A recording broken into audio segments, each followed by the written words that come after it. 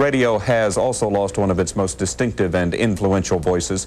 Legendary rock and roll disc jockey Wolfman Jack died yesterday of a heart attack. On the last day of his life, Wolfman Jack walked up his driveway, hugged his wife, and dropped dead on the floor. It took only a few seconds. One moment, the most famous voice in American radio was home from a long book tour. The next moment, that voice was gone forever. He was just 57 years old, overweight, exhausted, and coming down from weeks of pretending to be the wild party animal everyone expected. But to understand why it ended like that, with a legend collapsing in his own house, you have to go all the way back to a scared kid from Brooklyn who was desperate to be somebody else. I know it sounds corny, man, but I like to bring folks joy, and I like to have a good time. I know folks like to be with somebody who's having a good time. You sure as hell don't want to be with somebody who's having a bad day. Robert Weston Smith grew up in a rough part of Brooklyn in the 1940s. The family lived in a small place near 4th Avenue, and money was always tight. His dad, Anson, worked in publishing. His mom, Rosamond, was around less and less, until one day she was simply gone. His parents' divorce hit him hard. He was young, confused, and angry, and the streets outside looked a lot more fun than the tension inside. He joined gangs, ran around with older kids, and flirted with the kind of trouble that puts people in jail instead of on the radio. His father could see where this was going, so he tried something simple. He bought the boy a big portable radio. It sounds small now, but back then, that box was like a portal. At night, Bob would lie in bed, tuning past the safe, boring stations and into the raw ones. He heard rhythm and blues, early rock and roll, and wild disc jockeys who sounded nothing like the straight, polite voices on daytime radio. There was Alan Freed, the Moondog. There was Jocko Henderson rapping and rhyming over records. There was John R. Richburg from Nashville talking to black and white kids alike like they were all in the same party.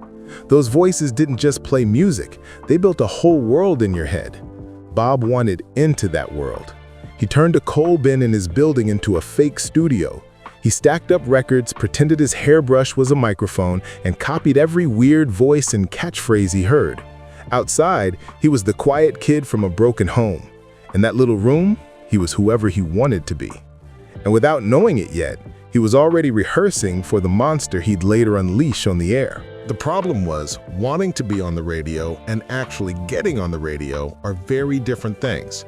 After high school, Bob tried to make it the usual way. He sold encyclopedias and cleaning products door to door. He went up and down city blocks, ringing bells, doing fake smiles, getting doors slammed in his face. It did not feel like the path to fame. It felt like failure with sore feet. So we made a choice. If he was going to sell anything, he wanted it to be his voice. He left Brooklyn and enrolled at the National Academy of Broadcasting in Washington, D.C. In class, he studied how to breathe, how to hit a punchline, how to hit a time mark down to the second. He learned how to sound smooth even when you were sweating, and he was good at it. He graduated at the top of his class with an A average. On paper, he was ready. Real life did not care about his grades. His first real radio job came at a small station in Virginia around 1960. They gave him the name Daddy Jules and stuck him on air. The station played black music for a mostly black audience in the South, and here was this white kid from Brooklyn trying to sound like he belonged. The pay was low, the hours were long. When the format changed, the station rebranded, and suddenly Daddy Jules was gone. Now he was Roger Gordon, the calm host of Music in Good Taste, spinning soft, polite songs for an older audience. For a guy who had grown up worshiping wild, rule-breaking DJs, this was soul-crushing. He wanted to howl. Instead, he was putting people to sleep. He moved again, this time to Shreveport, Louisiana, where he became Big Smith with the records at a country station. By then, he was married to Lucy Lou Lamb, and they had kids to feed. The fantasy of being a cool radio star ran into the reality of bills, rent, and groceries. In one later interview, he admitted he struggled just to support his family in those early years, and the stress made his anxiety spiral. That's when he started experimenting with drugs, not to party, but to calm down and keep going when it all felt like too much. And here's where it starts to get wild. Because in the middle of all that pressure and boredom, He began building an alter ego. In the Shreveport studio, between country songs and commercials, Bob played with a different voice. Deeper, rougher, looser. He stole pieces from everywhere. The growl of blues singer Howlin' Wolf, the spooky tone of late-night horror hosts, the slang of hipster jazz kids who called everyone Jack. He messed around with echo, reverb, and weird laughs. This character wasn't Bob Smith, stressed-out family man. It was a creature who didn't care about rent, ratings, or what the boss thought. It was the Wolfman. The name fit too well. It sounded like a comic book villain and a rock and roll preacher at the same time. The more he tried it, the more it felt like the real him. Or maybe the him he wished he could be. But there was only so much he could do with it on a small country station in Louisiana. To turn that voice into a legend, he needed a bigger stage, a much bigger one. That stage turned out to be in the middle of nowhere, on the other side of the Mexican border. In 1963, an advertising man hired him and sent him to XERF, a border blaster station in Ciudad Acuna, Mexico, just across from Del Rio, Texas. American stations had strict power limits. Mexican law didn't work the same way. So these border stations were blasting signals at 150,000 watts or more, several times stronger than what was allowed in the US. At night, their signal could cover most of North America. Some people even claimed you could pick them up in parts of Europe. Bob drove down to the desert, crossed into Mexico, and walked into a station that looked less like CBS and more like a half-legal carnival. The building was small, dusty, and surrounded by scrub and sand. The transmitter tower rose out of the ground like a steel skeleton. At full power, it could make nearby neon signs flicker and car radios scream even with the dial turned down. He later joked that birds would drop dead if they flew too close to the tower. It was probably an exaggeration, but it captures how insane that signal felt. XERF wasn't making its money from local ads for car dealers or furniture stores. It rented airtime to traveling preachers, miracle healers, mail-order salesmen, and anyone else who would pay. The station took a big cut of whatever these people sold through the mail. That meant the more outrageous the pitch, the more money everyone made. So when Bob sat down in that tiny studio, switched on the mic, and let the Wolfman loose, he was not just playing records. He was the ringleader of a giant, invisible sideshow. He pitched diet pills that promised to melt fat without effort. He sold weight gain pills to skinny people who wanted to bulk up. He pushed rose bushes and baby chicks that would arrive in boxes through the mail. There was even a so-called marital aid pill that promised to rev up a man's sex drive. On air, the Wolfman would cackle and drop lines like, "Some zing for your ling nuts, baby." Behind the jokes, the money poured in from people who believed every word. It was exciting, but it was also darker than he liked to admit. The audience on the other side of the signal was mostly poor and rural. Many were desperate, lonely, or sick. They trusted the voice on the radio, and that voice was his. The danger wasn't just moral, it was physical. Smugglers, bandits, and corrupt officials all saw that high-powered tower as a cash machine waiting to be taken. The same year he started, armed men attacked the station. One person died in the violence. Another attack followed a couple of years later, and more people were killed. The Wolfman had to pay for his own security force, men with guns, to escort him back and forth to the station because the law on that side of the border did not always work in his favor. So picture this. By night, his voice is gliding over the entire continent, laughing, flirting, selling pills, and playing rock and roll. By day, he's counting cash, looking over his shoulder, and wondering if the next knock on the door is a fan, a cop, or someone with a gun. That's the first dark side of the legend. The show sounded free and wild, but it was built on fear, shady deals, and risk that could get people killed. As the 1960s went on, his fame exploded.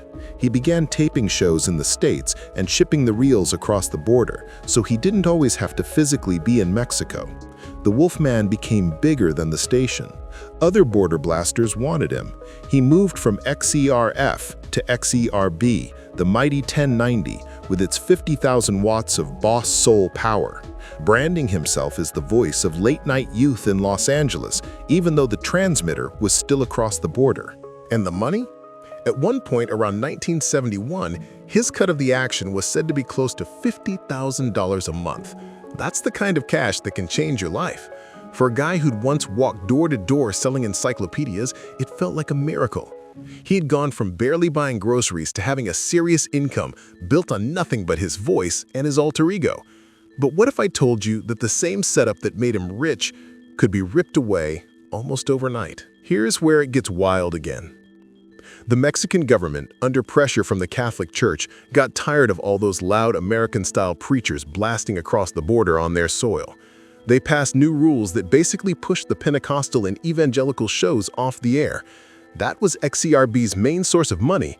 When those shows disappeared, so did 80% of the income that kept the station and Wolfman's business model alive. The station owners didn't want to go broke. They wanted to keep all the money they could. The deals shifted, the legal pressure grew.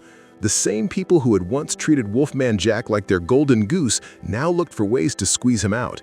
In the end, he and his partner had to give up control of XERB. For the second time in his career, a format change and business decision above his head killed the world he had built. The legend stayed. The income did not. It was a pattern that would follow him for the rest of his life. Every time he climbed up, the ground underneath him moved. He didn't quit. Instead, he used the one asset no one could repossess: the tapes. He took his old Border Blaster shows, edited them, and sold them in syndicated programs to stations all over the United States and even overseas. He leaned into nostalgia before nostalgia radio was even a thing, repackaging the wild nights from Mexico into a product that could be played safely on local stations. At the same time, he moved into mainstream American media. In 1973, director Lucas cast him in the film American Graffiti. On screen, Wolfman Jack played himself, the mysterious voice that the kids in the movie keep calling, chasing, and mythologizing. The audience finally saw his face, and some were shocked. For years, many listeners thought he was black because of the music he played and the way he spoke. On screen, he was clearly white, with a goatee, slicked hair, and flashy clothes. The mystery broke, but the fame doubled. Lucas gave him a small share of the film's profits. American Graffiti became a massive hit, and that little slice of profit turned into a steady income stream for years. On paper, it looked like he had finally made it to the safe side of the business. He kept climbing. He became the announcer and regular host of the Midnight Special on NBC, a late-night TV music show that ran for much of the 1970s. He popped up in TV episodes, variety shows, and music videos. Radio, TV, live events, he did them all. His face was now as famous as his voice, but this brought another kind of dark side: the prison of the persona. Bob Smith from Brooklyn almost disappeared. Everywhere he went, people wanted Wolfman Jack. They wanted the rasp, the laugh, the catchphrases, the stories about wild nights and rock stars. The brand was too strong to ever turn off. He helped that along, too. He bragged that his raspy voice came from a mix of genetics and whiskey. He joked that a couple of shots helped keep that gravelly sound in shape. He smoked heavily. He ate like a man who lived on the road, because he did. The party animal image that sold so well also wore down his body. As time went on, radio changed again. Tight playlists, corporate ownership, and consultants took over a lot of the freedom that DJs once had. New stars came and went. Wolfman Jack was still famous, but more and more as a symbol of a past era. He leaned into that role, hosting oldies shows and nostalgia specials. On the outside, he was still the eternal late-night trickster, bringing back memories. Inside, it was a different story. He had been working non-stop for decades. Early poverty and instability had taught him to never turn down a paying gig if he could help it. The fear of going back to nothing was always there. That fear is powerful. It pushes some people to hustle. It pushed him to say yes to almost everything, even when his body and mind were begging for a break. In one editorial years later, a writer who had interviewed him in the 1990s said Wolfman Jack openly talked about struggling to support his family in the early years, and how that struggle drove him into anxiety and drugs. Those weren't the fun rock star drugs people brag about. They were the kind you use to calm down, to sleep, to push through when your brain won't turn off and your heart won't stop pounding. The same guy who sounded so free on air was fighting panic off the air. In the mid-1990s, as he pushed into his late 50s, he decided to finally tell the full story. Not just the howls, the jokes, and the hit records, but the fear, the mess, and the mistakes. He worked on an autobiography with co-writer Byron Lorson. The book was called Have Mercy, Confessions of the Original Rock and Roll Animal. Even the title shows the split in his life. Have mercy was one of his catchphrases on air. Confessions was the word of a man who knew there were things he needed to admit. In that book, he talked about the broken family in Brooklyn, the gangs, the early failures, the joy of building the Wolfman persona, and the dark side of border radio. He wrote about the drugs he used to manage his nerves and the toll that years of late nights, bad food, and heavy smoking took on his health. He wanted fans to see that there was a real human being behind the growl and the sunglasses. At almost the same time, his body finally forced him to face what it had been through. He was overweight and a heavy smoker. Reports from the time say he had recently lost about 40 pounds through diet and exercise, trying to finally take control. For decades, he had used that body like a rental car. Now he wanted to give it at least a chance to last. But the work didn't slow down. When the book was ready, his publisher set up a tour. 20 days of travel, signings, interviews, radio spots, TV shows, handshakes, and stories. For a man half his age, that would be demanding.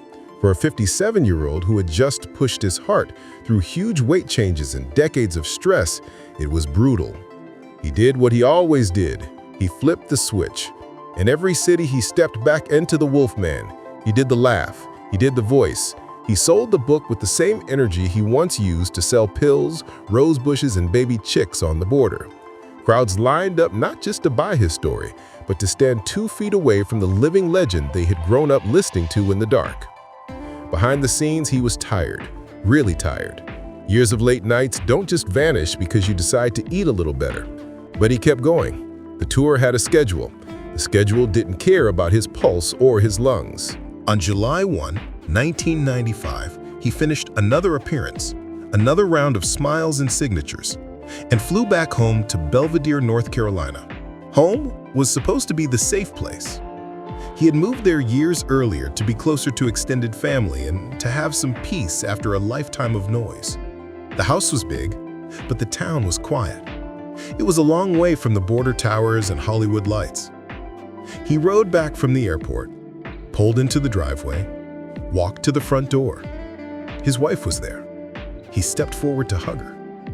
Then, his heart gave out. He collapsed on the floor and never got back up. Doctors called it a heart attack. It was fast. Fans found out through news reports the next day. The headlines focused on his voice, his howls, his catchphrases. Many mentioned that he had just returned from promoting his confessional book, that he had recently lost a lot of weight, that he had been a heavy smoker for years. But the real story, the one that played out over his entire life, was simpler and darker. A boy from a broken home found comfort in the radio. He built a larger-than-life character to escape his fear and pain. That character made him famous. It also tied him to risky, shady jobs that put him in real danger. It made him rich, then broke, then rich again. It locked him into a role he could never fully step out of, even when he wanted to be just Bob Smith. To keep it all going, he pushed his mind and body past their limits again and again, numbing the stress with chemicals, food, and constant work. In the end, the very thing that made him a legend, the voice, the hustle, the relentless need to perform, was also what helped wear him down to the point where one hug was all it took to stop his heart.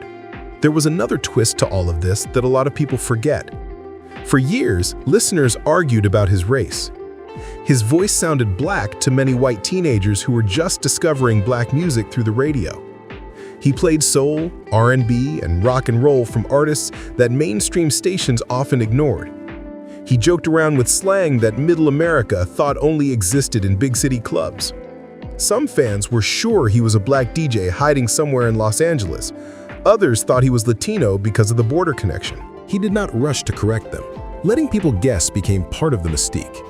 In a time when the United States was still fighting over segregation and civil rights, his voice slipped past color lines and into bedrooms and cars all over the country. That was beautiful in one way. Music and jokes don't care what color you are. But there was a weight to it too.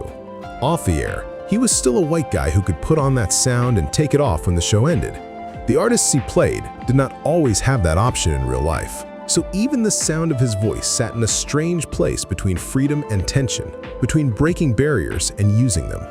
Another layer of darkness hung over the whole border blaster world he came from. Long before Wolfman Jack showed up in Mexico, those giant stations had helped sell fake medical cures, including a bizarre goat gland operation where a con-man surgeon grafted goat tissue into human bodies and promised it would restore youth and power. By the time Wolfman was on the air, that specific scam was gone, but the spirit of it lived on in all the miracle pills, magic creams, and sketchy schemes that filled up ad time.